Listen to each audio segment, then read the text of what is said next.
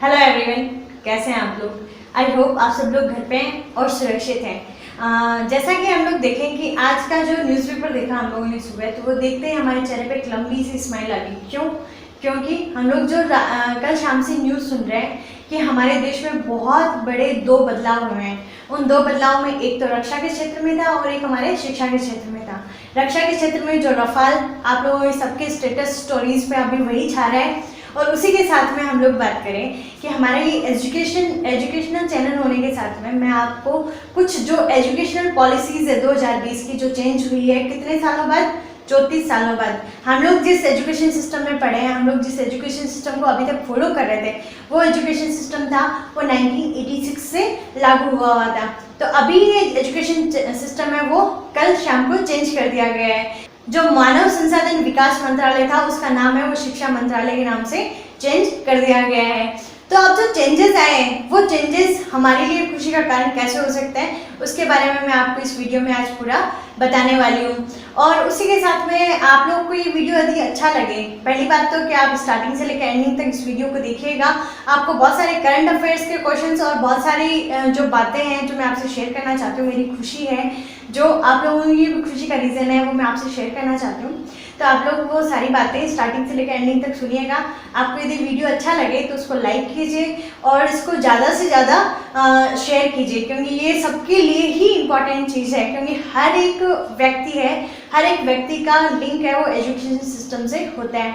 तो यहाँ हम बात करेंगे कि ये वीडियो है वो जो ये पॉलिसीज चेंज हुई है उन पे आधारित है। अभी पॉलिसीज चेंज हुई है उसका असर किन किन पे होगा, तो उनका असर है वो एक हर एक फील्ड में। कई बार बहुत सारे चेंजेस होते हैं जो सिर्फ अमीरों पर, या बहुत सारे चेंजेस होते हैं वो सिर्फ गरीबों पे मतलब उनको अलग अलग क्राइटेरियाज में डिवाइड करके होते हैं। लेकिन आज के जो चेंजेस हुए हैं वो हर बंदे को इफेक्ट करेगा। मतलब रिच है तो उसको भी इफेक्ट करेगा, पुअर है तो उसके लिए भी अच्छा है। उसके बाद में हम बात करें कि बहुत सारे जो बच्चे हैं जो 90 क्रॉस है, ठीक है, बहुत ज़्यादा इंटेलिजेंट होते हैं, और बहुत सारे ऐसे बच्चे हैं जो मतलब बिलो 50 भी रहते हैं। तो उन सबके लिए एक बहुत ही बड़ी चेंजेस है वो हमारे देश में लागू की गई है। अब इन चेंजेस में हम बात करें कि मतलब हर एक बंदा टेंशन में रहता है। मतलब जो 50 से बिलो है तो उसके पेरेंट्स है, उसके वो स्टूडेंट्स हैं, वो सब टेंशन में रहते हैं कि यार आगे कॉलेज में क्या होने वाला है हमारे साथ में, हम लोग किस टाइप से पढ़ें। हम लोग का इंटरेस्ट तो पढ़ाई में है ही नहीं, हम लोग तो कुछ और करना चाहते हैं। जैसे फॉरेन वगैरह में देखा जाता है कि मतलब हर एक व्यक्ति को अपना मतलब खुद का करने के लिए उनके पास में छूट होती है। मतलब बहुत सारे हम लोग देखते हैं कि यार 12-13 साल में ये पता नहीं क्या कर गए। और हमारे इंडिया में ये देखा जाता है कि 12-13 साल तक तो बच्चे को यही नहीं पता कि यार बुक्स कैसे जमाते हैं, बुक्स कैसे रखते हैं। मतलब बहुत सारे बच्चे ऐसे होते हैं जिनको कॉलेज कंप्लीट करने तक, बहुत सारे से आप क्वेश्चन करके देख लीजिए कि आप पूछोगे कि बताओ कि आप लोगों को आगे क्या करना है, आपका ड्रीम क्या है, ठीक है। तो 50% बच्चे, 50% को नहीं कहूँगी मैं, 50% बच्चे मेरे को ऐसे मिलेंगे, क्योंकि मैं टीचर हूँ, मुझे पता है, मैं बच्चों से ड्रीम्स पूछती हूँ। तो वो बच्चे यही बोलेंगे कि मैम अभी तो हमें कुछ पता ही नहीं है, अभी तो हम पढ़ाई कर रहे हैं, ठीक है। वही जो 10+2 की, भाई हम लोगों ने 10th की एक बहुत बड़ी सीढ़ी पार कर ली। 10th के बाद में 10+2 की एक और बड़ी सीढ़ी पार कर ली हम लोगों ने। उसके बाद मैम क्या है, 10+2 के बाद में हमारी कॉलेज रहती है। जो कॉलेज करने वाले होते हैं वो कॉलेज कर लेते हैं, और जो 12th के बाद में नहीं पढ़ने वाले होते हैं, फाइनेंशियल उनको प्रॉब्लम्स चलती है, तो उनके जो बच्चे हैं वो बोलते हैं कि मैम 12th के बाद में काम करना है, जो काम घर वाले लगाएंगे उसमें लग जाएंगे, ठीक है। तो मतलब कुछ उनका ड्रीम ही सेट नहीं होता। तो अभी क्या है, जो अभी का जो एजुकेशन सिस्टम है जो अभी लागू हुआ है इस एकेडमिक ईयर का, तो हमें कुछ भी नहीं पता कि हमारे साथ में क्या होने वाला है। हम लोग सिर्फ पढ़ा रहे हैं, आप लोग सिर्फ पढ़ रहे हैं, ठीक है। तो अभी कुछ भी मतलब निर्धारित नहीं है। लेकिन जो अभी आज जो हमारे न्यूज़पेपर में हम लोगों ने देखा कि जो 2021 और 2022 का जो एकेडमिक ईयर होगा उसमें ये सारी की सारी पॉलिसीज़ जो मैं आपको बताने वाली हूँ ये सारी की सारी लागू कर दी जाएगी। अब ये सारी की सारी पॉलिसीज़ चेंज करने का जो रीज़न है, सबसे बड़ा रीज़न है कि हम लोग देखें कि हमारे जो बच्चे, मैंने अभी आपको बताया कि जो बच्चे हायर एजुकेशन तक मोस्टली खाली ये कोई 25 से 26% बच्चे हैं वो हायर एजुकेशन तक जा पाते हैं, और बाकी जो बच्चे हैं वो नहीं जा पाते। तो हमारे जो टारगेट है वो है 2035 तक मतलब मिनिमम है कि 50% हम रेशो क्लियर कर सकें। तो उसके लिए ये सारे के सारे चेंजेस हैं वो किए गए हैं। और ये चेंजेस है वो स्कूल लेवल पे भी किए गए हैं और कॉलेज लेवल पे भी किए गए हैं। तो मैं अभी आपको पहले स्कूल लेवल का बताऊंगी। तो स्कूल लेवल जो क्रॉस करने वाले जो मेरे 12th के बच्चे हैं, प्यारे प्यारे से बच्चे हैं, वो लोग ये मत सोचिएगा कि भाई हम लोग तो कॉलेज स्कूल कर लिए, अब हमारे लिए पॉलिसीज किस काम की। हम लोगों ने भी कर ली ना, हम लोग भी कॉलेज स्कूल सब कर चुके। हम लोग भी ये चाहते थे कि ये जो चेंजेस अभी आए हैं वो पहले आ जाते काश, लेकिन अब हम भी अभी भी खुश हैं क्योंकि आने वाले जो बच्चे हैं वो इस एजुकेशन सिस्टम जो हमारा बहुत ज़्यादा खराब हो चुका था उससे बच के रहेंगे। ठीक है, अब वो अपना अच्छे से पढ़ाई कर सकेंगे। तो स्कूल लेवल पे मैं बात करती हूँ। तो स्कूल लेवल पे जो हम लोग स्टडी करते थे तो हम लोग ये बोलते थे 10+2। अब ये जो 10+2 वाला सिस्टम है वो हटा के 5+3+3+4 के रूप में कन्वर्ट कर दिया गया है। अब इसको कन्वर्ट करने का जो सबसे बड़ा रीज़न है वो यही है कि मतलब हर एक स्टैंडर्ड में उनकी पढ़ाई का लेवल है वो थोड़ा सा हाई हो और हर एक लेवल में बच्चा है वो अपने आप को ढाल सके। तो उसमें हम बात करेंगे जैसे पहले RTE था जो राइट टू एजुकेशन है। तो राइट टू एजुकेशन भी 5 to मतलब 5 साल से 14 साल तक के बच्चे तक था, लेकिन अब ये राइट टू एजुकेशन भी है वो 3 साल से लेके जो 18 साल तक है, ताकि बच्चे हायर एजुकेशन तक इजीली पहुंच सके। तो ये भी चेंज कर दिया गया है। उसके साथ में हम लोग बात करें जो 5+3+3+4 है उसमें क्या चेंजेस किए गए हैं वो मैं आपको बताती हूँ। तो जो 5 ईयर है, स्टार्टिंग वाला जो 5 है, उस 5 में क्या किया गया है कि 5 में जो प्री एजुकेशन है, जो प्ले ग्रुप नर्सरीज वगैरह होते हैं, तो प्ले ग्रुप से लेके 5th क्लास तक, ठीक है, सॉरी 2nd क्लास तक, जो प्ले ग्रुप है उससे 2nd क्लास तक मतलब 5 ईयर हो गए। तो उन 5 ईयर में बच्चे हैं वो बेसिक लैंग्वेज सीखे, ठीक है, नंबरिंग को कैच करना सीखे कि भाई नंबर्स हो गए, नॉर्मली जो लैंग्वेजेस है उन्हीं में वो अपने आप को डाल सके, वो भी खेल कूद के माध्यम से। बेग बस्ता वाला नहीं है। हम लोग देखते हैं भाई जो मतलब मैंने बहुत क्यूट से बच्चे देखे हैं कि यार बहुत क्यूट से छोटे से बच्चे हैं, उनके बेग का यूँ वेट करके देखते हैं भाई क्या है, पत्थर भर के लेके आए हो क्या इसमें। पर वो बच्चों का ही होता है कि भाई सबका होमवर्क कॉपीज, सबकी क्लासरूम कॉपीज, सबकी बुक्स वगैरह, ठीक है, जो भी रिफ्रेशर्स वगैरह, मतलब ऐसे करके मतलब बच्चों को यूँ लाद दिया जाता है यहाँ पे, ठीक है, किताबों में। तो अब ये जो किताबी ज्ञान है उससे जो खेल कूद के साथ में भी ज्ञान है, जो एक्स्ट्रा करिकुलर एक्टिविटीज़ है, बहुत सारी एक्टिविटीज़ है, बहुत सारे ऐसे फील्ड है जिसमें बच्चे अपने आप को बहुत अच्छा माहिर साबित कर सकते हैं। तो उन सबको साथ में लेके ही काम किया जाएगा। ये इसकी बेसिक लिटरेसी रहेगी। तो हम बात करेंगे जो 3rd to 5th क्लास है, 3rd to 5th क्लास है, उसमें आपको मतलब जो भाषा का ज्ञान है, जो लैंग्वेजेस है, बेसिक गेम्स वगैरह हो गए, या मतलब बेसिक बता दिया कि भाई साइंस क्या है, सोशल साइंस क्या है, संस्कृत क्या है, मैथ्स क्या है, तो इन सब के बारे में एक बेसिक नॉलेज दिया जाएगा। और उसमें भी एक जो सबसे अच्छी बात है ये, ठीक है, अभी जो एक ट्रेंड बन चुका, ट्रेंड इस टाइप से है, मैं भी मतलब ऐसा थोड़ा सा मेरे को भी अजीब लगता है, ये ट्रेंड बन चुका जिसमें ऐसे बोला जाता है कि इंग्लिश मीडियम स्कूल्स की फीस बहुत हाई होती है, हिंदी मीडियम स्कूल्स की फीस है वो लो होती है। तो हम बच्चों को मतलब रिच और पुअर होने के नाते कि किस स्कूल में डाल रहे हैं, फिर उनका स्टैंडर्ड एक डिवाइड हो जाता है, मतलब बच्चों में एक सिमिलरिटीज है वो खत्म हो गई। बच्चे अपने आप को मतलब 5th क्लास के बच्चे का एटीट्यूड ऐसा है कि भाई उसने तो MSc BEd कर रखा है, मतलब ऐसे बच्चे होते हैं। तो उन बच्चों की जो सिमिलरिटीज उनमें कायम करने के लिए यहाँ पे एक रूल और फॉलो किया जा रहा है। उसमें ये कहा जा रहा है कि ज़रूरी नहीं है कि आपसे जो 5वीं क्लास तक बच्चे हैं, जो 5th क्लास तक बच्चे हैं, वो इंग्लिश मीडियम में ही पढ़े, कोई कंपलसरी नहीं है। आप उसको जैसे कि हम लोग नॉर्मल बात करें कि बाकी सब राज्यों में हैं, तो बाकी सब राज्यों में लैंग्वेजेस है वो उनके साथ में चलती रहती है। जैसे आसाम में आसामीज़ है, बंगाल में है तो पंजाबी है, गुजराती है, ये सब लैंग्वेजेस है वो साथ में चलती रहती है 3rd लैंग्वेज के फॉर्म में। लेकिन राजस्थान में है तो राजस्थान में जो राजस्थानी है, मारवाड़ी है, वो मारवाड़ी टिपिकल भी होते हैं, टिपिकल वर्ड्स होते हैं उसके, मतलब प्रोनाउंसिएशन भी उनका इजीली नहीं किया जाता, फिर भी बच्चे बिना स्कूली नॉलेज के वो आराम से सीख जाते हैं। क्यों? क्योंकि वो उनका डेली लैंग्वेज रहता है, एक मातृभाषा रहती है। तो हम लोग क्या किए, हम लोग ने ये किया कि सारा इंग्लिश ट्रेंड चलते हुए हम लोग हमारी मातृभाषा और या हमारी जो लोकल लैंग्वेज है उसको छोड़ते चले गए। तो अभी ये जो पॉलिसी है इसमें है कि जो 5th क्लास तक का बच्चा होगा उसको लोकल लैंग्वेज में भी स्टडी करना अलाउ है। ऐसे ज़रूरी नहीं है कि भाई इंग्लिश मीडियम में पढ़ेगा तो इंग्लिश सब्जेक्ट के फॉर्म में उसके साथ रहेगा। तो ये हमारे लिए बहुत अच्छी बात है। उसके बाद हम बात करें जो 3rd to 5th है, तो 3rd to 5th है उसको मतलब जो बेसिक लैंग्वेजेस वगैरह मैंने आपको बता ही दिया। उसके बाद हम बात करते हैं 6th to 8th।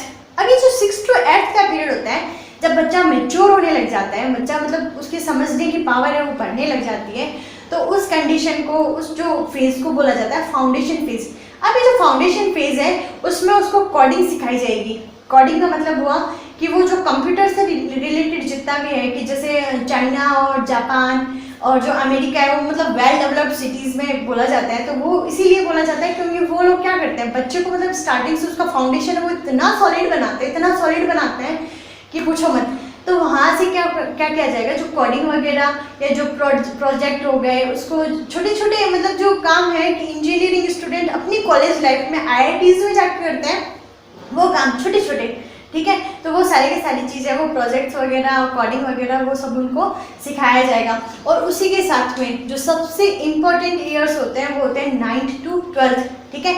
जो 10+2 में, मतलब 10+2 का मतलब ये हो गया कि 10th के बाद में ही था कोई सब्जेक्ट हमें चूज़ करना है, ठीक है। और इसमें भी बहुत सारे लोग हैं वो इंटेलिजेंसी के बेस पे सब्जेक्ट चूज़ करते थे। उनमें ये हो गया कि यदि बहुत ही इंटेलिजेंट है, 80 क्रॉस किया है उसने, तो वो साइंस लेगा। अभी ऐसा नहीं होता, मतलब लोग हैं वो आर्ट्स भी लेते हैं।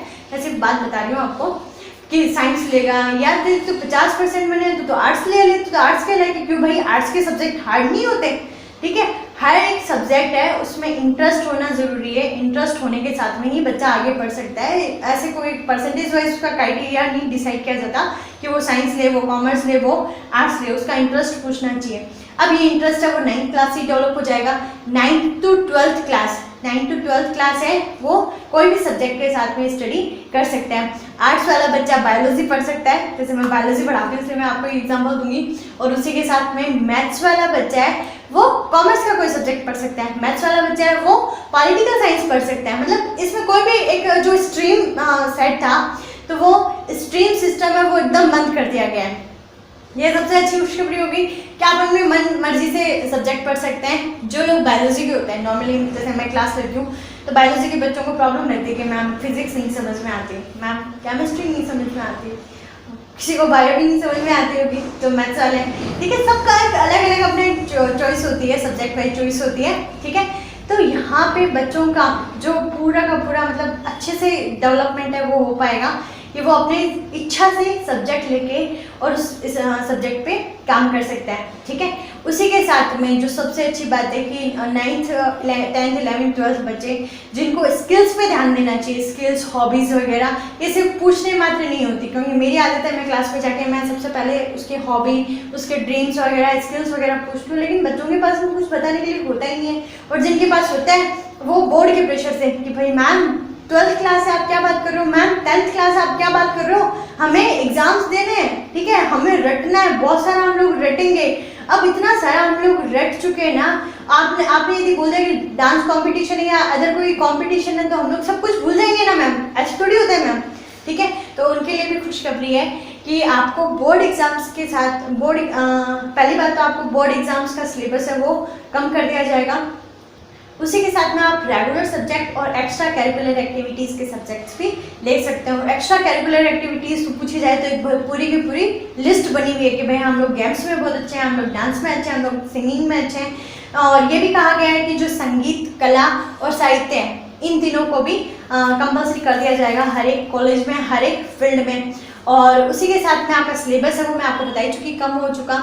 और जो 9th to 12th एग्जाम होंगे उनको सेमेस्टर में डिवाइड कर दिया। बहुत सारे ऐसे बच्चे होते हैं जो सिर्फ इसीलिए पढ़ते हैं कि भाई हम लोग जनवरी फरवरी में हम लोग इतना गंदे तरीके से रटाफिकेशन कर लेंगे कि हमारे परसेंटेज 90 से नीचे आएंगे ही नहीं। चैलेंज होता है बच्चों का, ठीक है। बट अब ऐसा नहीं चलेगा, सिर्फ किताबी ज्ञान है वो ज़रूरी नहीं है। किताबी ज्ञान के साथ में आपको जो दुनियादारी का ज्ञान है वो होना भी ज़रूरी है।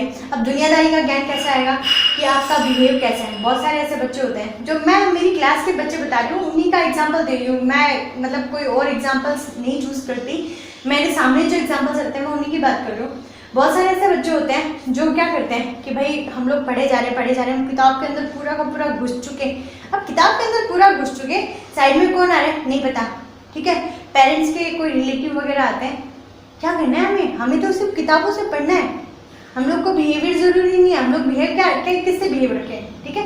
ये चीज़ गलत है। ठीक है, आपका अपना बिहेवियर भी अच्छा होना चाहिए। आपको जो बाहरी ज्ञान है, बाहरी ज्ञान का मतलब कि आप लोग को मतलब दुनियादारी के बहुत सारे ऐसे ज्ञान होते हैं जो आप लोग एक जगह रह रहे हैं, 12th क्लास तक आप लोग घर पे रह रहे हैं, आपको पेरेंट्स है, टीचर्स है, वो आपको हैंडल कर लेंगे। लेकिन 12th क्लास के बाद में कहीं ना कहीं आपको बाहर जाना पड़ेगा, आपको इंटरव्यूज देने के लिए जाना पड़ेगा, आपको जॉब्स के लिए कॉलेजेस में, आपको कॉलेज में बहुत टाइप के स्टूडेंट्स मिलेंगे। ज़रूरी नहीं है आपको अपने जैसे ही पढ़ा हुए स्टूडेंट मिले। ठीक है, तो इसमें मैं मेरी एक रूममेट का एग्जांपल देना चाहूँगी। उसके साथ ऐसा केसेस हुआ था। तो आपको क्या करना है कि उस चीज़ को साथ में लेते हुए चलना है। तो उसके लिए आपका ये जो एजुकेशन पॉलिसी है वो चेंज कर दी गई है ताकि आप लोग हर एक फील्ड में एक्टिव रहें। उसी के साथ में आपके जो एग्ज़ाम्स हैं उसको सेमेस्टर वाइज डिवाइड कर दिया गया है। मतलब हर 6 महीने से आपका एग्ज़ाम होगा, और जो एग्ज़ाम होगा वो सिर्फ डिस्क्रिप्टिव नहीं होगा। ठीक है, आप ऐसे नहीं कि आप लोगों ने जो रट्टा आपने कम्प्लीटली लिख दिया, आपको उसके साथ में ऑप्शनल एग्जाम्स भी देने पड़ेंगे। और जो आपकी रिपोर्ट कार्ड तैयार होगी, भाई साहब ये सबसे बड़ा चेंजेस था इस पॉलिसी का। जो रिपोर्ट कार्ड चेंज होगी वो 360 असिस्टमेंट पे होगी। अब 360 क्या हुआ कि 360 मतलब हमारा जो चारों तरफ का एनालाइज होगा वो होगा, सिर्फ किताबी ज्ञान से काम नहीं चलने वाला। उसके अंदर आपको ये कहा जाएगा कि भाई आपके पेरेंट्स आपके बारे में क्या सोचते हैं, उसके भी मार्क्स होंगे। आप अपने बारे में क्या सोचते हैं, उसके भी मार्क्स होंगे। आपके फ्रेंड सर्कल के भी मार्क्स होंगे, आपके सब्जेक्ट टीचर के भी मार्क्स होंगे, और उसी के साथ में जो आपका एग्जाम हो रहा है उस एग्जाम का भी आपको मार्क्स मिलेंगे। तो आपको ये मतलब 360 पूरा चारों तरफ से घुमा के आपको आपकी रिपोर्ट कार्ड है वो तैयार करके दी जाएगी। और उसी के साथ में हम बात करें कि बोर्ड लेवल के एग्जाम्स है वो ज़रूरी नहीं है आप 2 ही लैंग्वेजेस में आप करें, क्योंकि जो सिर्फ मैथ्स है, मैथ्स को छोड़ के जितने भी सब्जेक्ट हैं उन सब्जेक्ट को 8 लैंग्वेजेस में ई कंटेंट आपको प्रोवाइड करवाया जाएगा। आप किसी भी लैंग्वेज में, अपनी लोकल लैंग्वेज में भी आप लोग एग्जाम फाइट कर सकते हैं।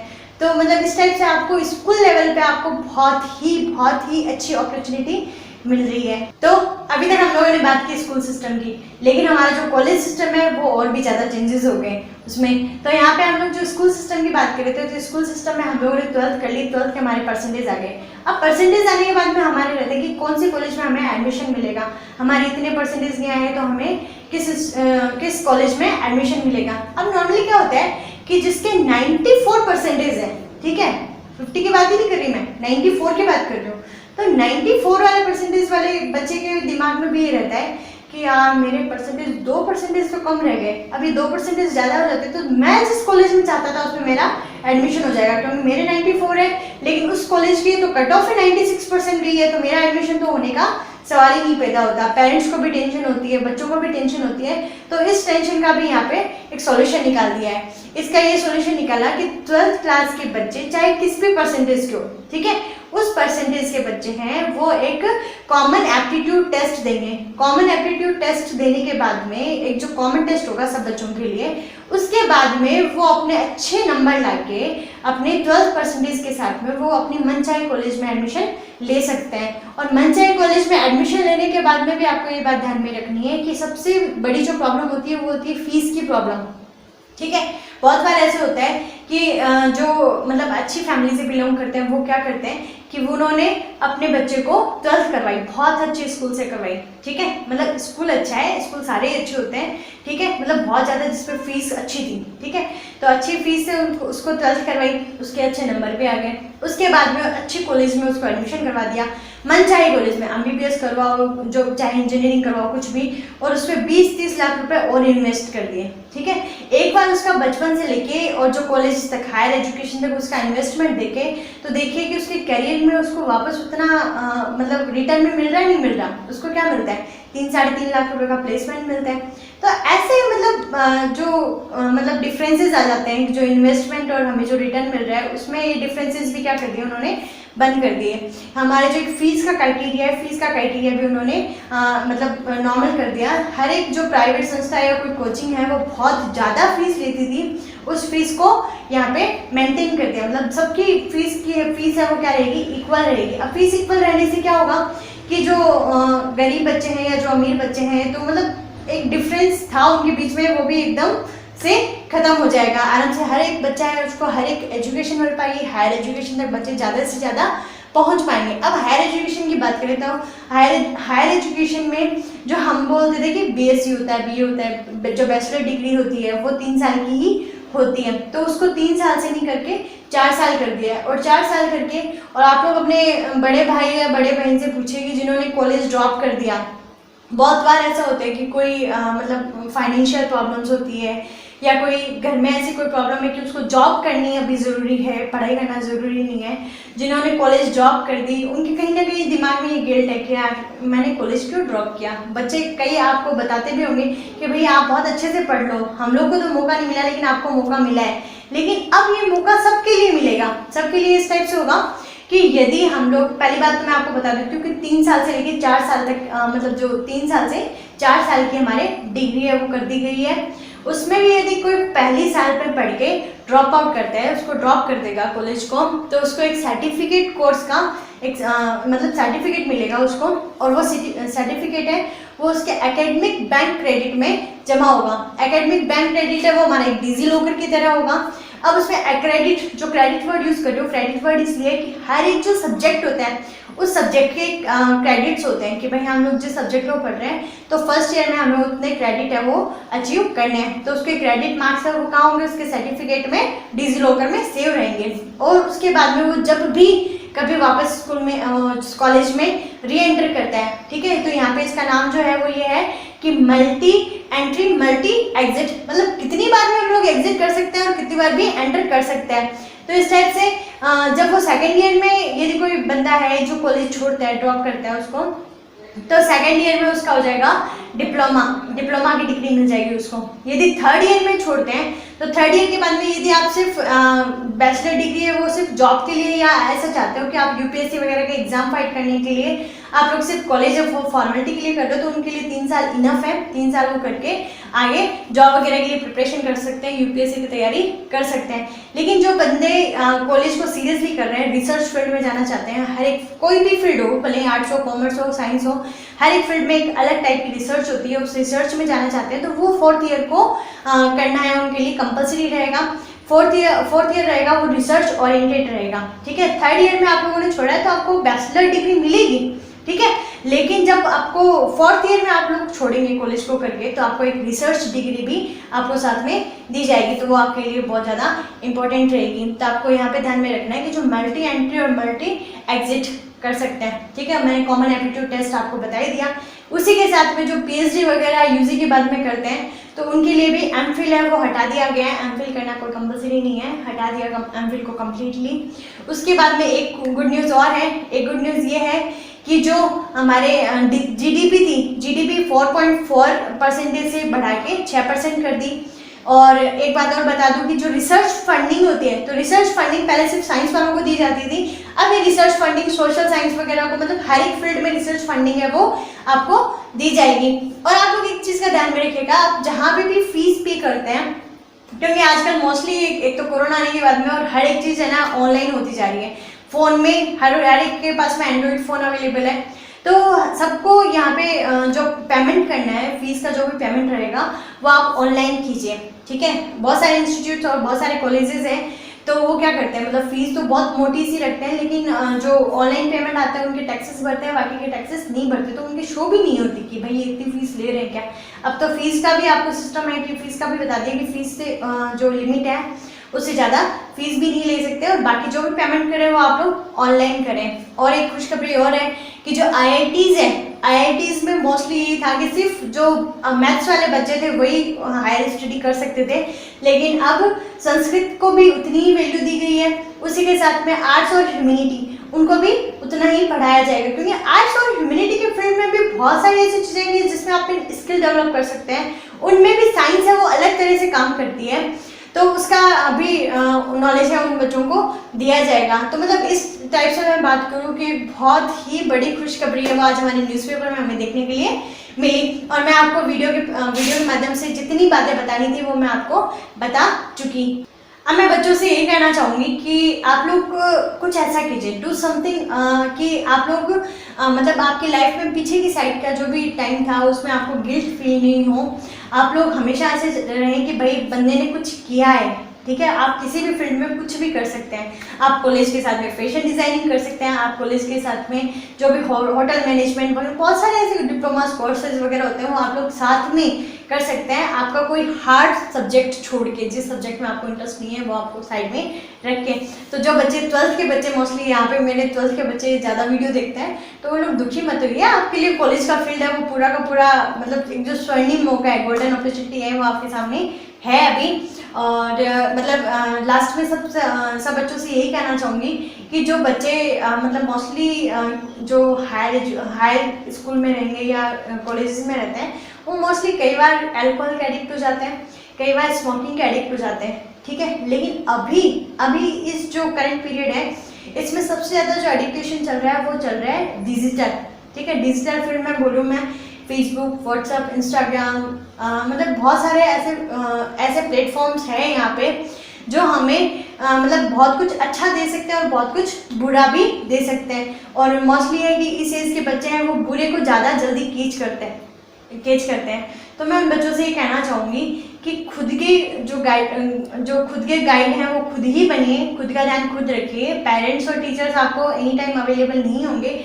आप अपना फ्यूचर जितना अच्छा करना चाहते हैं वो आपके लिए यही टाइम है, आप लोग अच्छा कर सकते हैं। तो मतलब एक जो डिजिटल एडिक्टेशन है उसको थोड़ा सा दूर रहने की कोशिश कीजिए।